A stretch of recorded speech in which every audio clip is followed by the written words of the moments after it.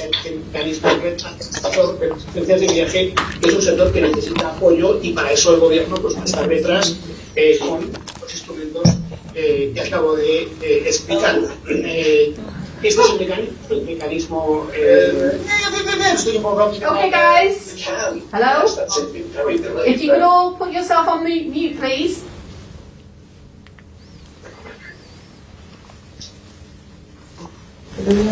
Yeah, everyone's so Simon Peach is Okay, the manager and Bruno Fernandes are here to take your questions on the game. We'll start with Simon Peach.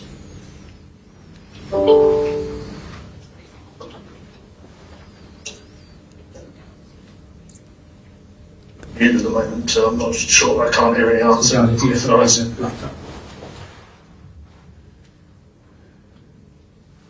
Okay, Simon. That's it. First, just a question for Ralf. Will Edison Cavani make the trip? Will anybody be unavailable for the game? No, Eddie will not be able to make the trip. He didn't train, and he has not been training for the last couple of weeks, so he will not be part of the group. Is it a concern? Because it sounded like it's an issue that you weren't really expecting to be this bad. Well, he has problems with his groin, and as long as he does not feel able to fully sprint, it does not make sense to train him and to force him back into training. And I think he's got enough experience to know by himself if he's fully available again. Simon Stone. Just a couple for Bruno, please. The last couple of games, the team seems to have played a lot better. Has that built some confidence ahead of clearly one of the most important games of the season? So I think the team has been playing well, even in games that we didn't win. Obviously, when you don't get the results, it's not perfect for you, and obviously we know that. Honestly, winning games give you more confidence, and going through this game that is important for us and a difficult one. Obviously, we know that having that confidence of winning games give you something more to be prepared for the game, to be more focused and understand that if we do the right things and the things that we work to do, and if we stick to the plan from the first until the last minute, we can win the game. Can I just ask you, as one of the senior players, most influential players in the squad, there's been a lot of talk about unity or lack of unity, and maybe players going in different directions. What does it feel like from the inside? Because clearly you need to be moving in the same direction if you're going to have any chance of success. I don't know. I don't know what people mean to that, honestly. I think I was doing an interview now, and they asked me about Jadon doing my celebration. I don't think that is something that is going in different ways. I saw the game, the goal of H, and I'm seeing Paul running behind him, sliding on his knees, happy for him. Everyone, I was slapping his head and saying that finally you score with that big head.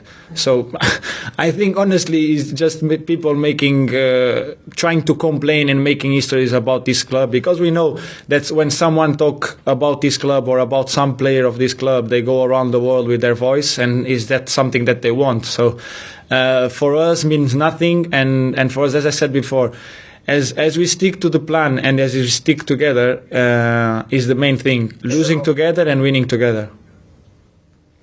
Michael Gray.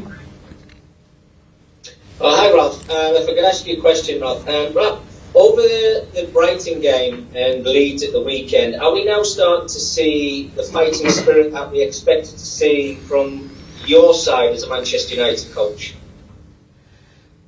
Well, I think we also showed it in earlier games and the games before that. But in the end, as Bruno just said it's also about getting the right result. And in the last two games, we just made sure that we rewarded ourselves with 3 points in both games. And this is what it will also be important for the future, for the Champions League games against Atletico, but also for the upcoming games in the Premier League. It's not only about playing well for 45 or 60 minutes. which we did also in the games before those two games. But it's also about getting the result. Elaine Balaguer. Hello, it's a question for the manager, please. Basically, when you had such a little amount of time to prepare for a game like this, what's your role? What's the important thing? Is it the tactics? Make sure that they rest. Psychology part of it. What's the most important part for you? Well, in Champions League, you need to perform on the highest possible level in all those areas that you just mentioned. Of course, we had a game on Sunday, a very physical one. Atletico played away at Osasuna on Saturday, so there might be a slight advantage with regard to recovery on their side. But we obviously made sure that the players could recover in the last 2 days, and maybe we will have some fresh legs on the pitch. We will see tomorrow. And obviously, we need to play tactically on a high level, physically, mentally. We need to be prepared for a very emotional, if not even hostile atmosphere in that stadium. Some of our players will not be received with a red carpet, obviously. So, this is what we're all aware of. But I think we have enough experience in the team, and on the other hand, also enough talented young players. I think the mix of those two groups is perfect. And we're looking forward to that game. This is why we're all here, and why we love this ball game. In order to play like in stadiums like tomorrow, and then in 2 weeks or in 3 weeks when we have the second leg to play at Old Trafford. For tomorrow, it's about getting the best possible result. I don't think that the game and the fixture will be decided tomorrow. It will be decided in the second leg at Old Trafford. David McDonald. Hi, so a question for Ralf. Ralf, you've said that finishing fourth is the priority this season. To what extent is the Champions League a distraction in that sense? Because some of your rivals for fourth spot in the Premier League aren't in Europe, so that could give them an advantage in the run. Is the Champions League, in that sense, a kind of distraction for you? No, the Champions League can never be a distraction. That's why the team qualified and were desperate to qualify for this season's Champions League. And if we want to qualify for the Champions League next season, how can it then be a distraction once you're in the playoffs? This is why we are playing here and why we're all here working for this club. We want to play Champions League, and we are playing tomorrow against one of the best teams in Europe. And of course, we want to show everybody that we are able to beat this team. By the way, it's still, maybe it's not the biggest chance, but it's still a chance. If you win the Champions League, you can also qualify for the Champions League. But in order to do that, we have to first make sure that we play 2 top games against Atletico, and hopefully at the end of those 2 games be able to proceed into the next round. Gary Cottrell. Thanks, guys. A question for Ralf and Bruno, if possible. It's the same question. I know the final is a long way away, but of course Manchester United will be aiming to be in the Champions League final. With all the uncertainty in Eastern Europe at the moment, would you feel comfortable playing a game in Russia, St. Petersburg? Well, it's still a long way until the final. So, and if we are to have a chance, we need to beat Atletico first, and we are fully aware that this is not the easiest of all draws that we could get. And what would happen then, this is something for UEFA and maybe even for some politicians to decide upon. I think we all hope, not only here in England, but in the whole of Europe, if not in the rest of the world, that things will de-escalate.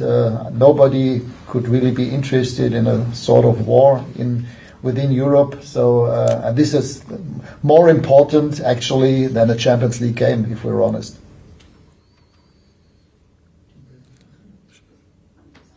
Rob Dawson. I have a question for Ralf, if possible. United are routinely called one of the biggest clubs in the world, but over the last 10 years haven't been beyond the quarterfinals of the Champions League. Do you think that a club has to be in sort of the last 8, the last 4, reaching Champions League finals to be considered one of the biggest in the world? Sorry, I didn't quite understand the question at the end. Say it again, please. Does a club have to be regularly in the last 4, in the last 8 of the Champions League to be considered one of the biggest in the world? Yeah, but we also have to be realistic. there have to be some reasons why it wasn't the case in the past, and we should not too much be interested in what happened in the last 5, 6, 7, 8 years. Future and normal life is in the present tense, and maybe in the next couple of days and weeks. So we have the chance to proceed into the quarterfinals of the Champions League, but in order to do that, we have to show that we are up for that we can beat Atletico Madrid, and then if we manage to do that, this will give us another boost. This will raise the level of confidence of the players, obviously, and then we will see what will happen then. But to say that a club like Manchester United should regularly be in the semi-finals of the Champions League, I could recall or name you quite a few other clubs in Europe where this would also be the case, and some of them even play in the second division. In Germany, I can tell you 3 or 4 clubs where this is the case. Pablo Igea.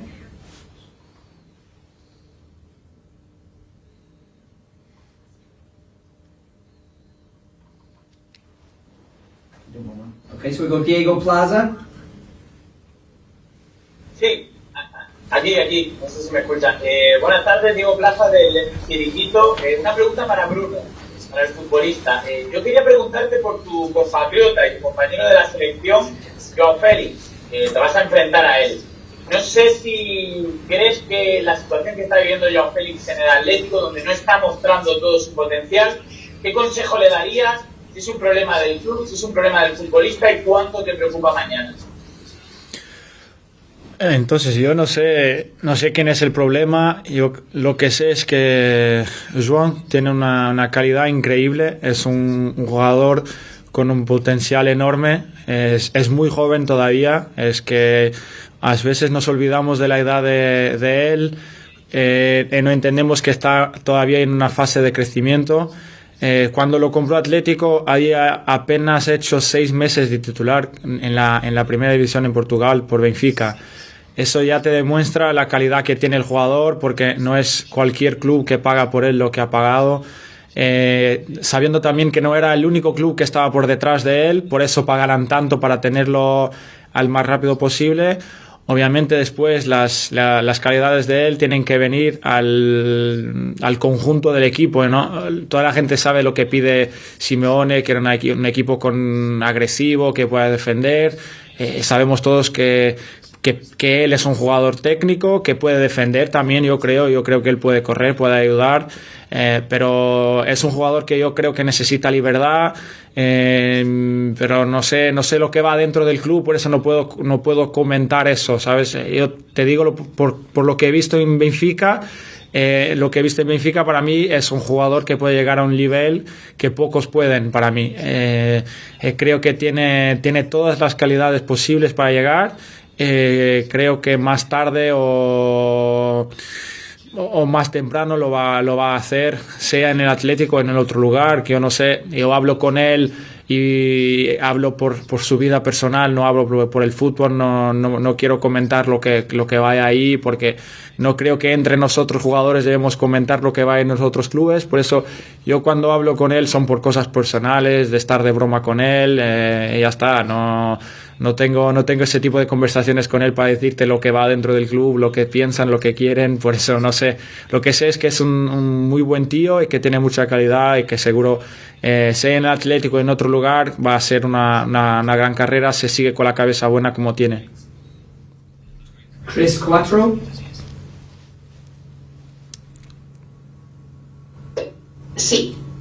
Hola, ¿qué tal? Muy buenas. Yo quería haceros una pregunta a ambos, porque esta temporada se está criticando mucho la temporada del Atlético, el juego del Atlético. Me gustaría que me valoraseis cómo veis al equipo esta temporada y si os da menos miedo que otras temporadas, si estáis de acuerdo con estas críticas de que este Atlético es más flojo.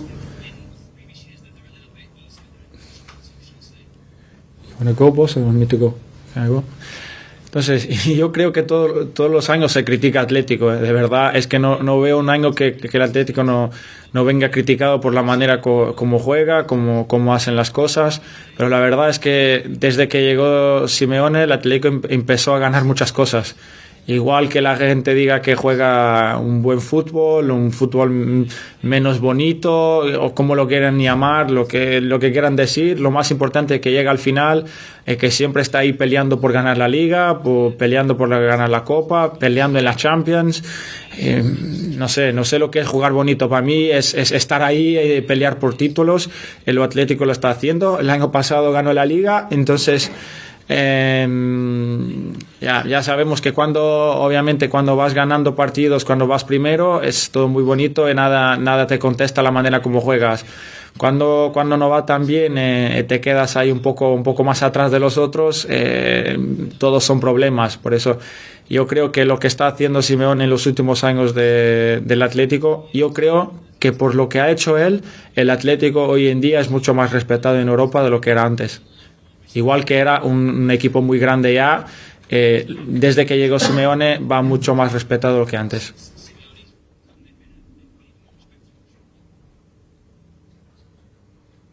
John Murray.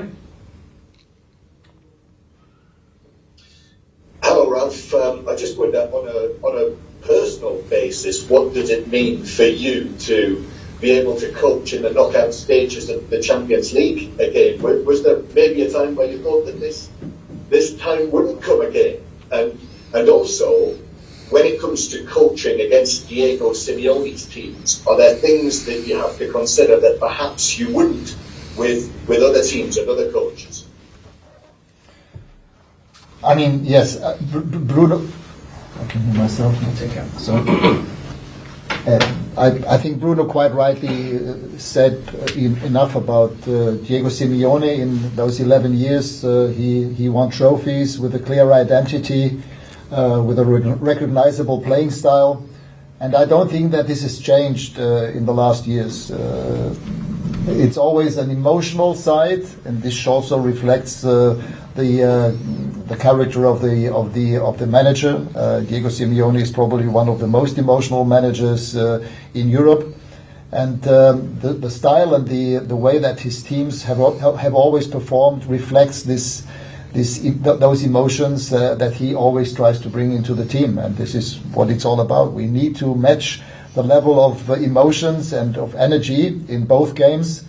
And this is what we will have to be aware, and I will try to prepare our team, my team, exactly for that kind of challenge. It will be physical, it will be emotional. We have to be mentally strong, in both games, even more so tomorrow when we play away. And we haven't played against each other as yet, but I've always admired what he has achieved in 11 years with Atletico. I think he changed that club completely into one of the most respected clubs in Europe. And as I said, I'm looking forward to those two games that we're playing. We've got the last two, the first for Laurie Whitwell and the last one for Paul Hurst. A question for Bruno, please. United have played a few different systems this season, currently a 4-3-3. I just wondered how involved the players get, such as yourself, in that kind of thing, in discussion with the manager. And also, just a quick question on Cristiano. He's won this competition 5 times. He's scored some really important goals this season already. What's he been like this week when it comes to knockout stages? So about the formation, no one has to worry about more than the coach and the staff. I think we have to follow what the manager and the staff think that is the best way for us, and that is the most important. And here in this club, I never heard someone complain about the tactics, and I hope no one do that, because it's not respectful on the coach ideas, because I think we have been doing so well since he arrived. We have more identity as a team, I think, and obviously, as you said before, Cristiano won this competition many times, and everyone knows in this kind of competitions, yes, he has that smell for the goal, he has that smell for doing different things. But at the same way, we have Rafa that have won the Champions League also, I think, for 4 times. That is a player also that is capable to do, but it's always a first time for someone that wins. So Sometimes it's about someone that have more experience. Sometimes it's about someone that experienced that for the first time, because they're hungry to do something well, something good. They want to show it, because Cristiano, when he won the first one, obviously it probably was not the most influential player, or you can say that have more experience in that competition, and he won it anyway, and he helped the team won the Champions League. So it's all about everyone has to stick together, doing the same things, have the same focus, and obviously having players that can decide games for us in any moment is always helpful. And being Cristiano or another one, the most important for us is winning the game and going through this stage. Paul Hurst. Hi Ralph, you spoke a minute ago about Simeone and the fact that he's been here for 11 years and he's developed a club style, won lots of trophies, got to 2 Champions League finals.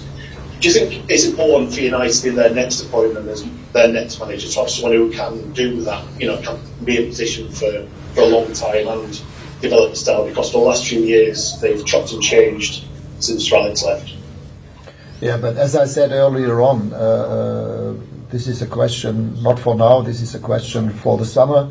Our full focus is on the present situation and the present tense, on the Champions League tomorrow and the Premier League in the last 12 games, and all the other issues have to wait until the end of the season. Thank you very much, everyone. That concludes the press conference.